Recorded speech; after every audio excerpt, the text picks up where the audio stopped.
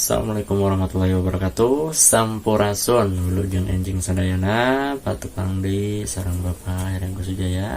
Tah ayeuna urang bakal diajar bahasa Sunda. Tah ngeunaan hirup sauyuna. Tah dina hirup kumbuh urang kudu guyub jeung batur sapopoe akur jeung tara pasea silih asah silih asih jeung papada.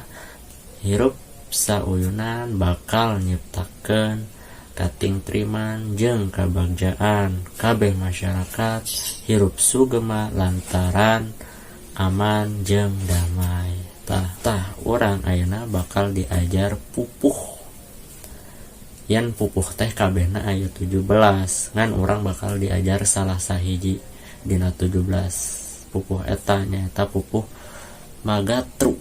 Tah naon pupuh magatru teh? Pupuh magatru teh ngabogaan watak sedih, prihatin jeung handeueul ku kalakuan sorangan. Atau dalam bahasa Indonesianya pupuh magatru itu memiliki watak sedih, prihatin dan penyesalan terhadap kelakuan diri sendiri. Salian teh eta pupuh magatru teh ngabogaan watak lelucon nu eusina mamatahan. Atau dalam bahasa Indonesianya, selain dari itu pupuh magatru juga memiliki watak lelucon yang isinya pepatah atau nasihat. Sakabeh pupuh kauger ku guru lagu jeung ku guru wilangan.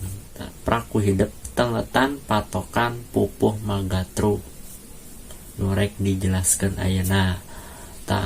Patokanana nyaeta nu kahiji jumlah pada lisan dina sapada 5 pada lisan, atau dalam bahasa Indonesianya jumlah kalimat jumlah bait dalam pupuh magatru yaitu memiliki 5 pada lisan atau 5 kalimat atau 5 baris.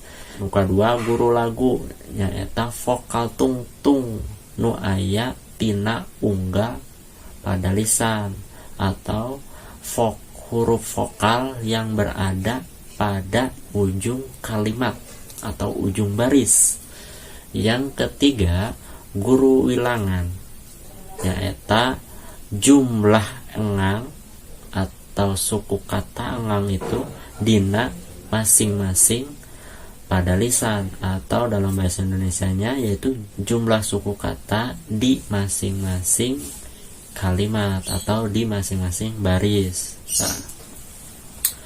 Contoh lirik pupuh magatru kita contohkan nyaeta patokan kopat nyaeta dina pada lisan kahiji nyaeta aya 12 patokan kedua pada lisan kedua nyaeta 8i, pada lisan katilu 8i, pada lisan kaopat 8i, pada lisan kalima 8o. Lamun orang hayang hirup subur makmur. Guru wilanganana orang etang, orang jentrekeun, orang etang dina kalimah eta nyaeta lamun urang hayang hirup subur makmur nyaeta 12 nu bieu nyaeta aya 12 guru wilangan atau suku kata. Guru laguna nyaeta huruf u nyaeta dina kecap makmur. Maka pada lisan nu kahiji nyaeta 12 u. Nu kadua lobakeun silaturahmi. Urang jentrekeun deui guru wilanganana lobakeun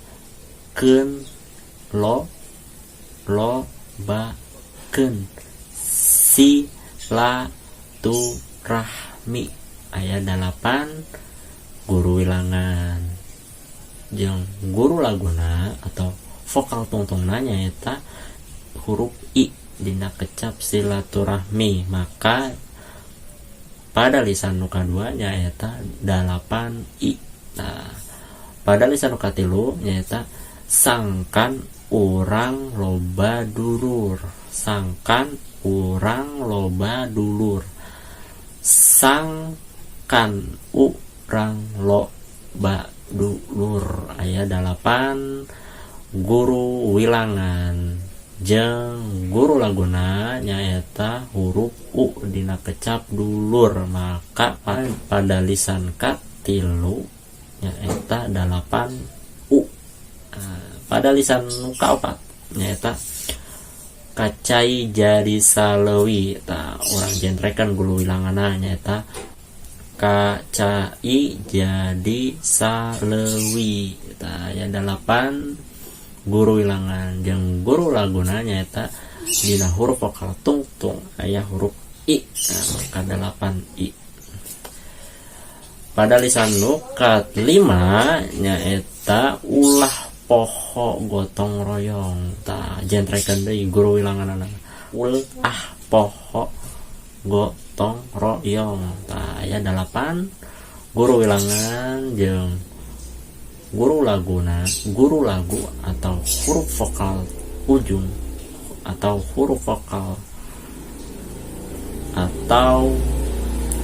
atawa huruf vokal tungtungna nyaeta huruf O dina kecap gotong royong. Jadi 8 O.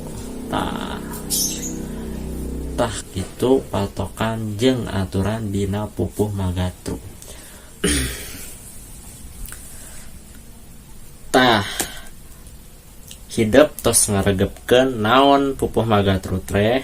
Tah ayeuna Bapa bade ngawihkeun atawa ngahalangkeun atawa ngalagukeun pupuh magatru teh. Bapa contohan ya. Hidup supados ngaregepkeun. Lamun urang hayang hirup subur makmur, lobakeun silaturahmi, sangkan urang loba dulur, kacai jadi salewi, ulah poho gotong royong. Ku bangsana nagara urang diwangun, sagala widang geus pasti, rakyat leutik kudu subur, silih asah silih asih, nagri aman lowong rampok. Tah ayeuna pancena nyaeta atawa tugasnya yaitu hidup ngadamel video ngawihkeun atawa ngahalangkeun atawa melagukan pupuh magatru anu ngeunaan hirup sauyunan. Bade ngahalangkeunna bari maca mangga di apal wios sakumaha kemampuan hidup. Lamun tos rengsek kirim videona ka WhatsApp Bapak. Diantos video ngahalangkeun atawa ngawihkeun atawa ngalagukeun pupuh magatru anu hade anu terbaik. Assalamualaikum warahmatullahi wabarakatuh.